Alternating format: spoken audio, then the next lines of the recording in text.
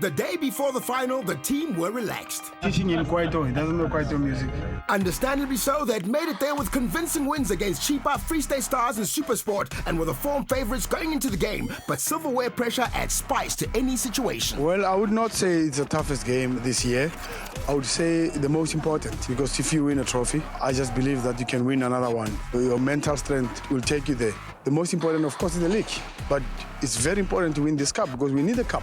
You never know what's going to happen. Last time, we missed all that and we had to stress with the last one with the Nedbank Cup.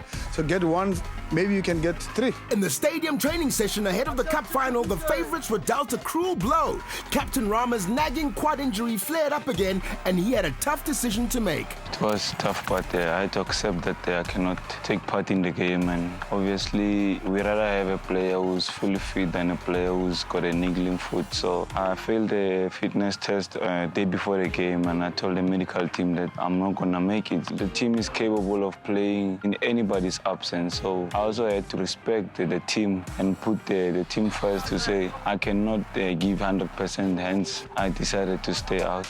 Tabon Tete took over the captaincy, ably assisted by Onyango, neither of whom appeared to let the pressure of the cup final get to them and their need to take the title. The atmosphere, it was amazing. Immediately when I walked inside the field, I remember the last season when we played against Ajax Nedbank Cup Final. It's so nice to play in a cup final and to represent your team and your family. Quite exciting. There's pressure in every game for a goalkeeper because there's no space for a mistake, and especially that it's a cup final, you need to stay focused the entire game. And for us as goalkeepers, we're the last line of defense, so there's no chance for error. The Brazilians meant business from the first whistle, and 4 minutes in, silenced the Amakosi support base with a defense-splitting move straight out of the Team Mosimane playbook. Felt good, we set the pace, and the goal said it all to say we are here for business, we want to win the game, and I was very happy, and I knew once we scored, they're going to struggle.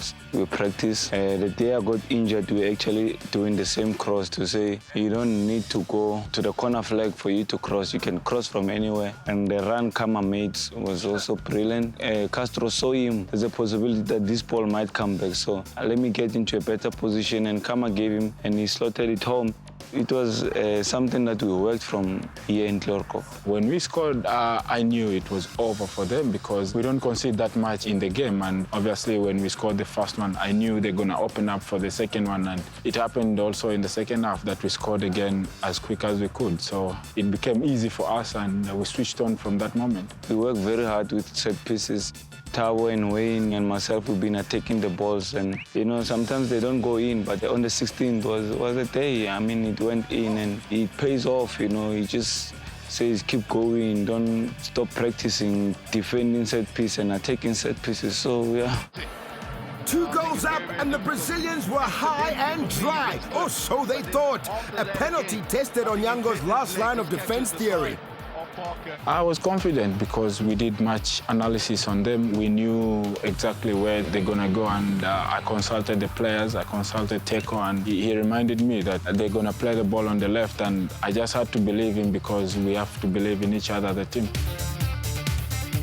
Unbelievably, another penalty was awarded, and once again, the Ugandan showed the nerves and skills of a superhero.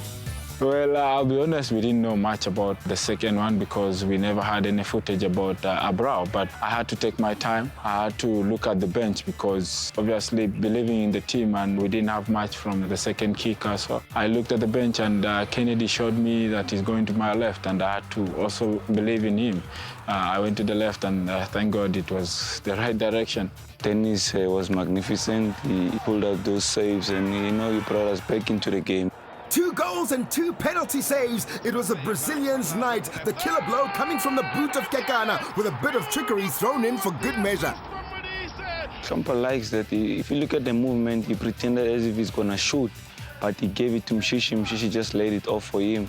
He just placed it, and that goal just said everything, man, to say you guys are home and dry, you can relax now, because against a team like Chiefs, even if it's 5 minutes to go, you cannot relax with 2 goals. So when Hlompo slaughtered that one, I was like, yeah, now we're home and dry, we're the champions, and I think we deserve it. You can perform all the time, perform, but when you have to execute and win the trophy, you fail. So that's where we came in and we executed, we did the job, the trophy's home now.